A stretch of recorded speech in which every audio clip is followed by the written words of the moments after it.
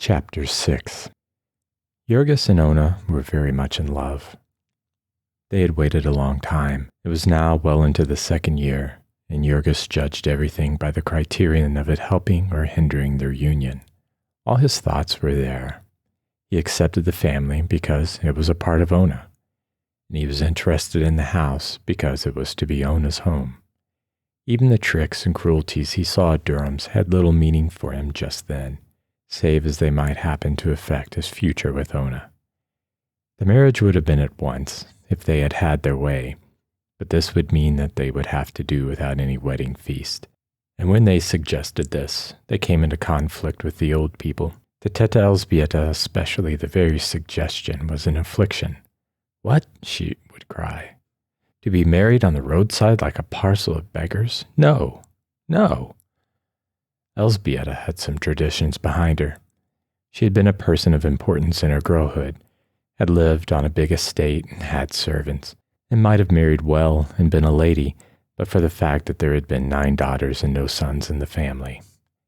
Even so, however, she knew what was decent, and clung to her traditions with desperation. They were not going to lose all caste, even if they had come to be unskilled laborers in Packingtown. And that Ona had even talked of omitting a Veseleia was enough to keep her stepmother lying awake at night. It was in vain for them to say that they had so few friends. They were bound to have friends in time, and then the friends would talk about it. They must not give up what was right for a little money. If they did, the money would never do them any good. They could depend upon that. And Elżbieta would call upon Dede Antonis to support her. There was a fear in the souls of these two, lest this journey to a new country might somehow undermine the old home virtues of their children. The very first Sunday, they had all been taken to Mass, and poor as they were, Elżbieta had felt it advisable to invest a little of her resources in a representation of the Babe of Bethlehem, made in plaster and painted in brilliant colors. Though it was only a foot high, there was a shrine with 4 snow-white steeples, and the Virgin standing with her child in her arms, and the kings and shepherds and the wise men bowing down before him. It had cost 50 cents, but Elżbieta had a feeling that money spent for such things was not to be counted too closely. It would come back in hidden ways. The piece was beautiful on the parlor mantel, and one could not have a home without some sort of ornament. The cost of the wedding feast would, of course, be returned to them, but the problem was to raise it even temporarily. They had been in the neighborhood so short a time that they could not get much credit, and there was no one except Šedvilas from whom they could borrow even a little. Evening after evening, Jurgis and Ona would sit and figure the expenses, calculating the term of their separation. They could not possibly manage it decently for less than $200. And even though they were welcome to count in the whole of the earnings of Maria and Jonas as a loan, they could not hope to raise this sum in less than 4 or 5 months.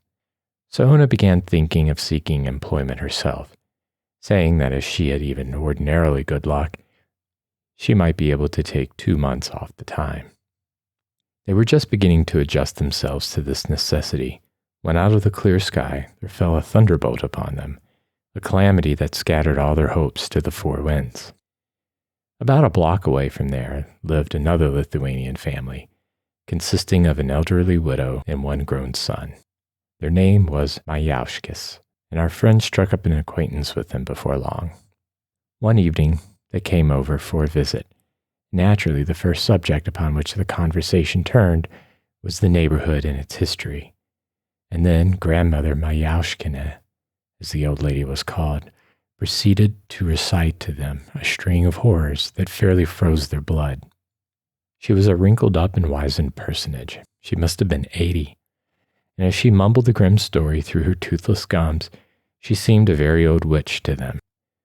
Grandmother Majauskina had lived in the midst of misfortune so long that it had come to be her element, and she talked about starvation, sickness, and death, as other people might talk about weddings and holidays. The thing came gradually. In the first place, as to the house they had bought, it was not new at all, as they had supposed.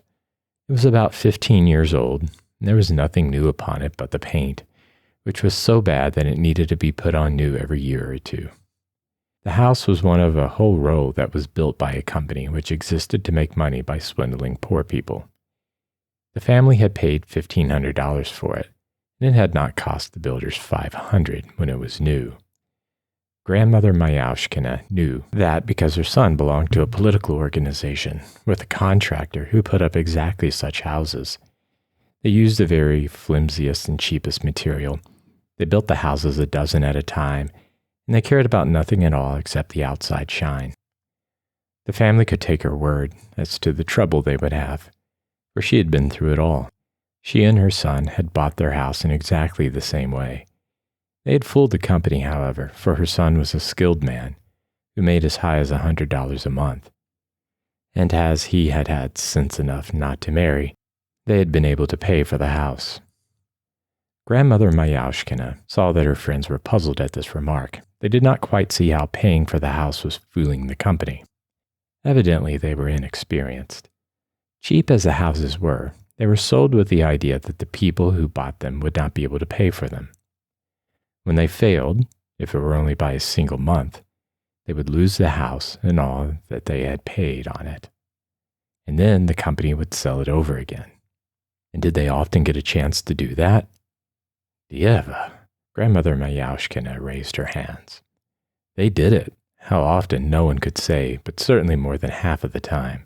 They might ask anyone who knew anything at all about Packingtown as to that. She had been living here ever since this house was built, and she could tell them all about it. And had it ever been sold before? Susa Milky. Why, since it had been built, no less than 4 families that their informant could name had tried to buy it and had failed. She would tell them a little about it. The first family had been Germans. The families had all been of different nationalities. There had been a representative of several races that had displaced each other in the stockyards.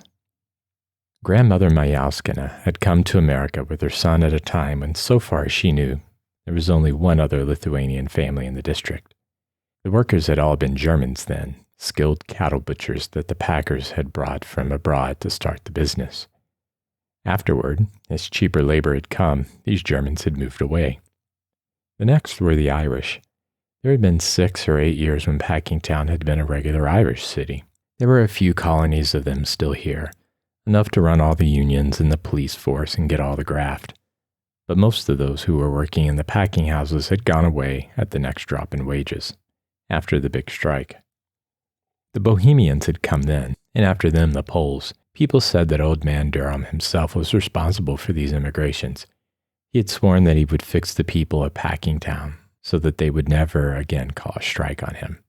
And so he had sent his agents into every city and village in Europe to spread the tale of the chances of work and high wages at the stockyards.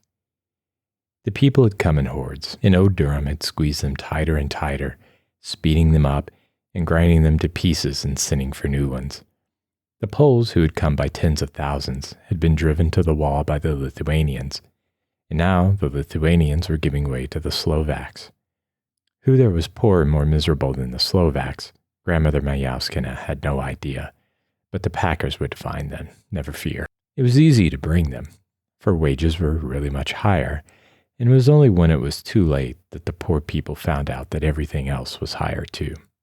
They were like rats in a trap, that was the truth, and more of them were piling in every day. By and by they would have their revenge, though, for the thing was getting beyond human endurance, and the people would rise and murder the packers.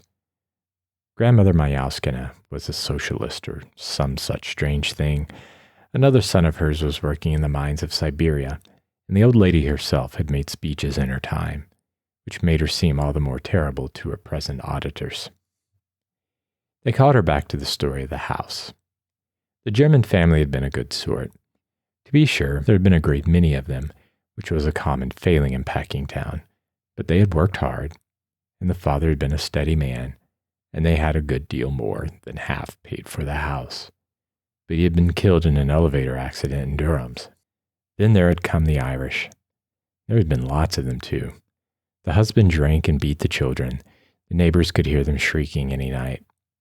They were behind with the rent all the time, but the company was good to them. There was some politics back of that. Grandmother Myashkina could not say just what, but the Laffertys had belonged to the War Whoop League, which was a sort of political club of all the thugs and rowdies in the district. And if you belonged to that, you could never be arrested for anything. Once upon a time, old Lafferty had been caught with a gang that had stolen cows from several of the poor people of the neighborhood and butchered them in an old shanty back of the yards and sold them.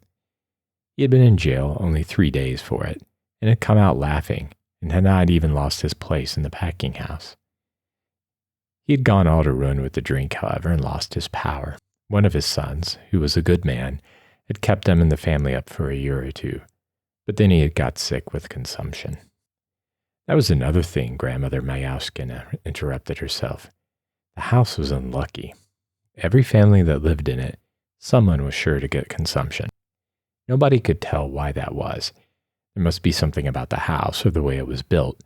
Some folks said it was because the building had been begun in the dark of the moon. There were dozens of houses that way in Packingtown. Sometimes there would be a particular room that you could point out. If anybody slept in that room, he was just as good as dead.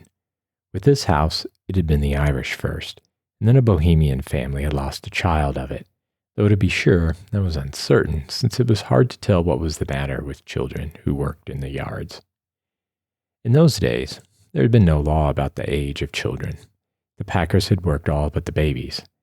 At this remark, the family looked puzzled, and Grandmother Myashkina again had to make an explanation. That it was against the law for children to work before they were 16.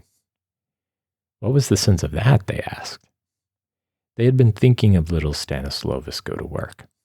Well, there was no need to worry, Grandmother Myashkina said. The law made no difference, except that it forced people to lie about the ages of their children. One would like to know what the lawmakers expected them to do. There were families that had no possible means of support except the children, and the law provided them no other way of getting a living. Very often a man could get no work in Packingtown for months, while a child could go and get a place easily. There was always some new machine by which the packers could get as much work out of a child as they'd been able to get out of a man, and for a third of the pay. To come back to the house again, it was the woman of the next family that had died. That was after they had been there nearly 4 years, and this woman had had twins regularly every year, and there had been more than you could count when they moved in. After she died, the man would go to work all day and leave them to shift for themselves. The neighbors would help them now and then, for they would almost freeze to death. At the end, there were 3 days that they were alone, before it was found out that the father was dead. He was a floorsman at Jones's, and a wounded steer had broken loose and mashed him against a pillar. Then the children had been taken away, and the company had sold the house that very same week to a party of immigrants. So this grim old woman went on with her tale of horrors. How much of it was exaggeration? Who could tell? It was only too plausible. There was that about consumption, for instance. They knew nothing about consumption whatever, except that it made people cough, and for 2 weeks they had been worrying about a coughing spell of Ontinus. It seemed to shake him all over, and it never stopped. You could see a red stain wherever he had spit upon the floor. And yet, all these things were as nothing to what came a little later. They had begun to question the old lady as to why one family had been unable to pay, trying to show her by figures that it ought to have been possible, and Grandmother Myashkina had disputed their figures. You say $12 a month, but that does not include the interest. Then they stared at her. Interest, they cried. Interest on the money you still owe, she answered. But we don't have to pay any interest, they exclaimed, 3 or 4 at once. We only have to pay $12 each month. And for this, she laughed at them. You are like all the rest, she said. They trick you and eat you alive. They never sell the houses without interest. Get your deed and see. Then, with a horrible sinking of the heart, Teta Elzbieta unlocked her bureau and brought out the paper that had already caused them so many agonies. Now they sat round, scarcely breathing, while the old lady, who could read English, ran over it. Yes, she said finally. Here it is, of course. With interest, thereon monthly, at the rate of 7% per annum. And there followed a dead silence. What does that mean? Asked Jurgis finally, almost in a whisper. That means, replied the other, that you have to pay them $7 next month, as well as the $12. Then again, there was not a sound. It was sickening, like a nightmare in which suddenly something gives way beneath you, and you feel yourself sinking down into bottomless abysses. As if in a flash of lightning they saw themselves, victims of a relentless fate, cornered, trapped in the grip of destruction. All the fair structure of their hopes came crashing about their ears. And all the time the old woman was going on talking. They wished that she would be still. Her voice sounded like the croaking of some dismal raven. Jurgis sat with his hands clenched, and beads of perspiration on his forehead, and there was a great lump in Ona's throat, choking her. Then suddenly Teta Elzbieta broke the silence with a wail, and Maria began to wring her hands and sob. Ai, beta man. All their outcry did them no good, of course. Their sad grandmother Mayauskina, unrelenting, typifying fate. No, of course it was not fair, but then fairness had nothing to do with it. And of course, they had not known it. They had not been intended to know it. But it was in the deed, and that was all that was necessary, as they would find when the time came. Somehow or other, they got rid of their guest, and then they passed a night of lamentation. The children woke up and found out that something was wrong, and they wailed and would not be comforted. In the morning, of course, most of them had to go to work. The packing houses would not stop for their sorrows. But by 7 o'clock, Ona and her stepmother were standing at the door of the office of the agent. Yes, he told them, when he came, it was quite true that they would have to pay interest. And then Teta Elzbieta broke forth into protestations and reproaches, so that the people outside stopped and peered in at the window. The agent was as bland as ever. He was deeply pained, he said. He had not told them, simply because he had supposed they would understand that they had to pay interest upon their debt, as a matter of course. So they came away, and Ona went down to the yards, and at noontime saw Jurgis and told him. Jurgis took it stolidly. He had made up his mind to it by this time. It was part of fate. They would manage it somehow. He made his usual answer. I will work harder. It would upset their plans for a time, and it would perhaps be necessary for Ona to get work after all. Then Ona added that Teta Elzbieta had decided that little Stanislovas would have to work too. It was not fair to let Jurgis and her support the family. The family would have to help as it could. Previously, Jurgis had scouted this idea, but now knit his brows and nodded his head slowly. Yes, perhaps it would be best. They would all have to make some sacrifices now. So Ona set out that day to hunt for work, and at night, Maria came home saying that she had met a girl named Yesatit, who had a friend that worked in one of their wrapping rooms in Browns's and might get a place for Ona there. Only the forelady was the kind that takes presents. It was no use for anyone to ask her for a place unless at the same time they slipped a $10 bill into her hand. Jurgis was not in the least surprised at this now. He merely asked what the wages of the place would be. So negotiations were opened, and after an interview, Ona came home and reported that the forelady seemed to like her, and had said that, while she was not sure, she thought she might be able to put her at work sewing covers on hams, a job at which she would earn as much as $8 or $10 a week. That was a bid, so Maria reported, after consulting her friend. And then there was an anxious conference at home. The work was done in one of the cellars, and Jurgis did not want Ona to work in such a place. But then it was easy work, and one could not have everything. So in the end, Ona, with the $10 bill burning a hole in her palm, had another interview with the forelady. Meantime, Teta Elzbieta had taken Stanislovas to the priest and gotten a certificate to the effect that he was 2 years older than he was, and with it, the little boy now sallied forth to make his fortune in the world. It chanced that Durham had just put in a wonderful new lard machine, and when the special policeman in front of the time station saw Stanislovas in his document, he smiled to himself and told him to go. Kya, pointing. And so Stanislovas went down a long stone corridor, and up a flight of stairs, which took him into a room lighted by electricity, with the new machines for filling lard cans at work in it. The lard was finished on the floor above, and it came in little jets, like beautiful wriggling snow-white snakes of unpleasant odor. There were several kinds and sizes of jets, and after a certain precise quantity had come out, each stopped automatically, and the wonderful machine made a turn, took the can under another jet, and so on, until it was filled neatly to the brim, and pressed tightly and smoothed off.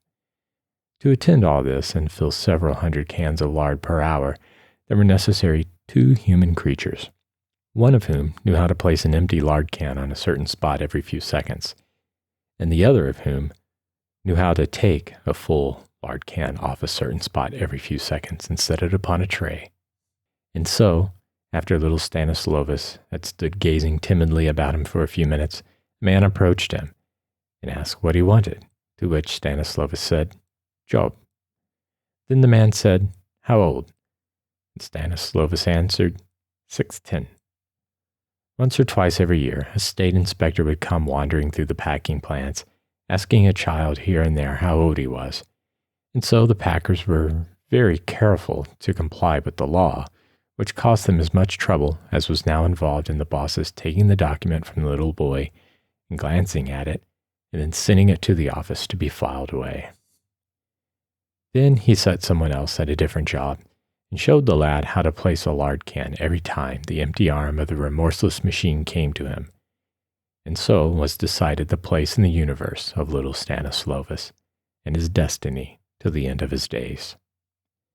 Hour after hour, day after day, year after year, it was fated that he should stand upon a certain square foot of floor from 7 in the morning until noon, and again from 12:30 till 5:30, making never a motion and thinking never a thought, save for the setting of lard cans.